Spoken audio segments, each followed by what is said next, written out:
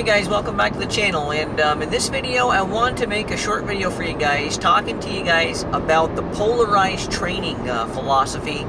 Basically what it is, how I've been implementing it, and some benefits I think I have been getting from this training philosophy. Now basically what polarized training is it is the philosophy, at least when it comes to endurance cycling or endurance sports.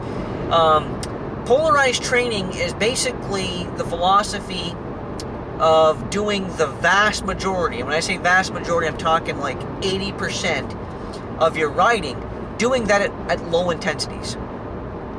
Working on endurance and aerobic adaptations, and then taking a very small portion of your training, or about 20% of your rides, and doing maximal effort type intervals. So you're either riding, so basically and it's called polarized training because you're basically operating at polar ends of the spectrum when you're training. So the vast majority of your rides, you're working at a very low intensity, and a very small portion of your rides, you're working at very high intensity, basically as hard as you can go.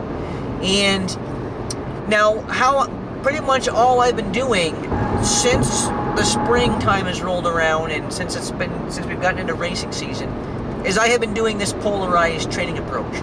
So, and what I've been doing is I've been basically trying to target anywhere from 15 to as much as 23, 24 hours a week, depending on, my time at work, and depending on my exact race, what races I'm doing and stuff. So, but I've been following anywhere from like 15 to 24 hours of training per week for the last few months. So I've been doing a lot of training. And what I've been doing is pretty much just basically 80% of my rides, I've been just operating at very low intensity. And for me, like right now, after my recent performance at the Whiteface Mountain uphill bike race, based off that performance, I would put my FTP at around 350 because I was able to hold 316 watts for 47 minutes up that hill. So as far as I'm concerned, my FTP is right around 350. That's what I can put out for about an hour. So what I'm gonna do now, okay, and before this Whiteface race, I really hadn't done any kind of FTP testing in at least like maybe 4 months. It's been a long time since I've done a test, but I've kind of known that my FTP is anywhere from, depending on the day, anywhere from 280 to 300 is kind of what I was figuring. So I wasn't too far off. But anyways, so what I'm going to do now moving forward, now that I have a really good estimation that my FTP is around 315, what I'm going to do is basically, if I'm not racing and if I'm not group riding, I'm riding low intensity, which for me is going to be anywhere from 140 to 200 watts, somewhere in that range, depending on the day. If I'm feeling really fresh and feeling really motivated, I'll ride, a 3-hour ride, and I'll average, 190, 200 watts. That'll be a day. Or if I'm feeling a little bit fatigued and need a little bit easier day, but I don't want to, rest completely off the bike, I might ride 3-4 hours and average 150, 160 watts. So that's how I do my training rides. Pretty much all of my training rides the last few months have all been low intensity and keeping it under 250 watts. And what I'll do on my outdoor training rides, when I can do a lot of out of the saddle work, is I will basically make sure I don't go above 250 watts. If I'm getting to a hill or a portion of a road that it's kind of forcing me into some higher power demands, I'll get into whatever gear I have to get into to keep the power from going over 250 watts. And if it's a really steep hill that I'm going up, I'll just go pretty much as easy as I can possibly go and keep forward momentum going down the road. So that's how all of my training rides have been lately.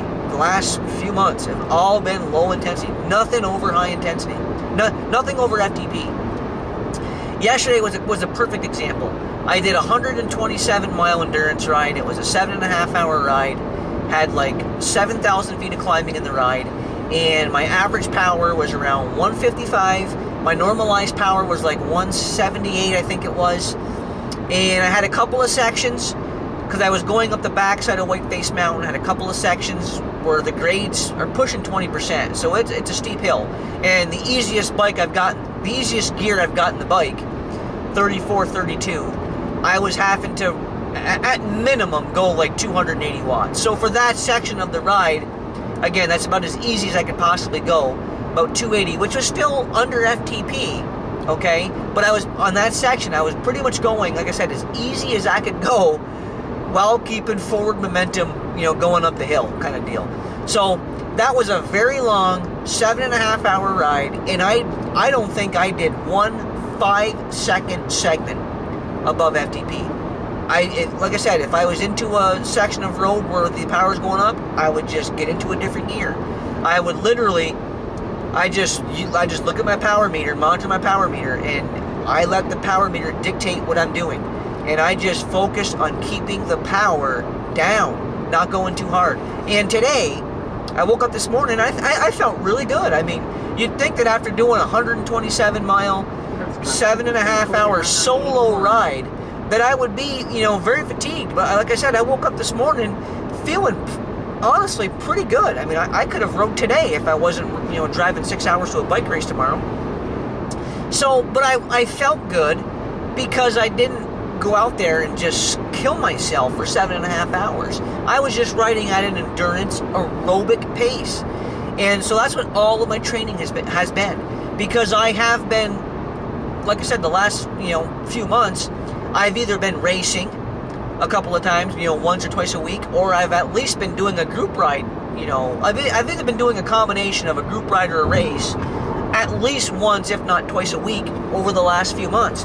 So I don't have to do any high-intensity intervals. All of my high-intensity intervals are done strictly in either races or in group rides. And if I'm not group riding, if I'm not racing, I'm riding low-intensity endurance miles. So that's how I've been kind of doing the Polarized training over the last few months.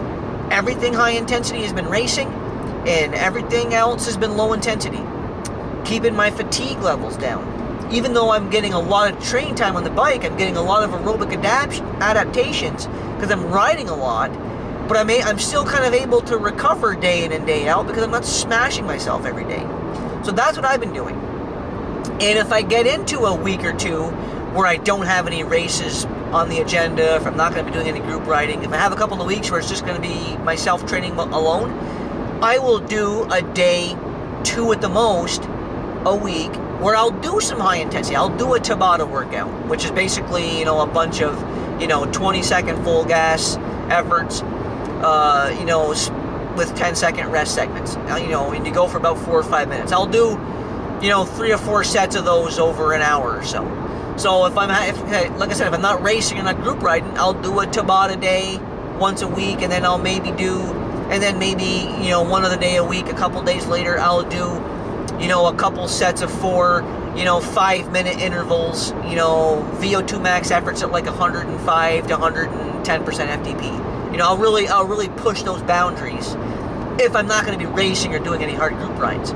But if I'm doing group rides or races, I am doing 0 high-intensity work, none whatsoever, because I don't think my body can take it. I don't think my body can take it because of the high volume I'm riding. I can't be doing a lot of high intensity and racing. And I just think too many guys, too many riders out there will race once or twice on the weekend, and then they'll go out and do, a couple, 2, 3, and, high intensity interval sessions during the week, and they're just waxing themselves before the races, and I think it's hurting performance. I don't think that's the thing to do. And guys, like I said, last weekend at that Whiteface Mountain uphill bike race, I pushed my highest watts per kilo I've ever pushed. I had my highest power. I had my highest hour-long power output I've ever had. And I literally have not done one high-intensity interval. What I would consider, I haven't done one high-intensity interval, sustained work over FTP. I haven't done one high-intensity interval in like over 2 months now in my own training, because I've been racing and I've been group riding, and that's where all my intensity is coming from. So that is the Polarized training philosophy. That's how I've been implementing it. I feel it's been helping me very much. I'm getting a lot of aerobic adaptations, and I'm keeping my fatigue levels down by not doing high intensity most of the time. I'm only doing very sporadic high intensity intervals in my races and my group rides. Everything else is endurance riding. So I like this style of training. I like to ride a lot of hours on the bike. I want to ride a lot of hours on the bike. I want to be strong on long road races. I feel that in order to do that, you have to ride a lot. That's what I've been doing. I've been having great results with it. I'm happy with how things are going.